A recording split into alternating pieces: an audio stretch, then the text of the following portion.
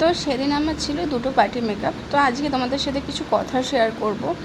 তো hi everyone, তো তোমরা সবাই কেমন আছো? আশা করছি খুব ভালো আছো, আমিও খুব ভালো আছি। তো welcome back to my another video. আমি নতুন একটি ভিডিওতে তোমাদের অনেক অনেক স্বাগত। তো দেখতেই পাচ্ছ আমি অলমোস্ট বেরিয়ে না, পৌঁছেই গেছিলাম অলমোস্ট ওদের বাড়ির কাছাকাছি। তো তো সেদিন যাওয়ার সাথে সাথেই আমাদের সাথে যা হয়েছিল, আমার ক্লায়েন্ট তো আমাকে নেওয়ার জন্য দাঁড়িয়েছিল রাস্তার পাশেই ওদের বাড়ি, একদম ওই যে ওদের বাড়িটা দেখা যাচ্ছে। তো যাওয়ার সাথে সাথেই আমরা হনুমানের তাড়া খেয়েছিলাম সেদিন। মানে দুজনেই, ও আমাকে নেওয়ার জন্য দাঁড়িয়েছিল, ও খেয়েছে আমিও খেয়েছি, সেটার ক্যাপচার করতে পারি। আর এই আমার প্রথম ক্লায়েন্ট যে সাজতে বসে যায়।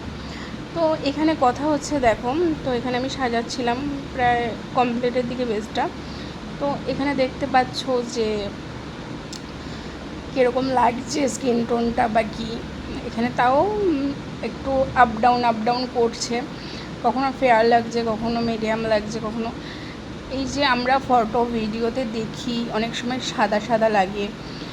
দেখো ওটা লাইটের কারণে, ব্যাকগ্রাউন্ডের কারণে অনেক সময় অনেক কিছু লাগে। এই দেখো এখানে কেমন লাগছে, পুরো বেসটা বোঝা যাচ্ছে। আমি সব সময় স্কিন টোন রেখেই কাজ করার চেষ্টা করি, স্কিন টোনের থেকে একদম আমি লাইট করার চেষ্টা কখনোই করি না।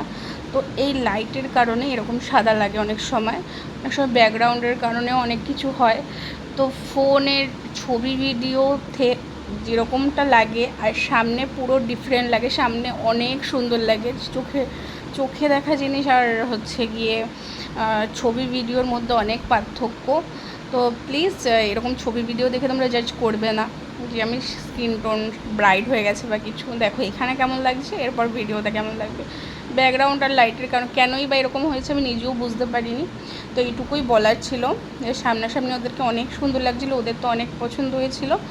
তো আজকের মতো ভিডিওটা এতটুকুই, আবার দেখা হচ্ছে নেক্সট কোনো একটি ভিডিওতে খুব তাড়াতাড়ি। ততক্ষণ সবাই ভালো থাকবে, সুস্থ থাকবে, টাটা।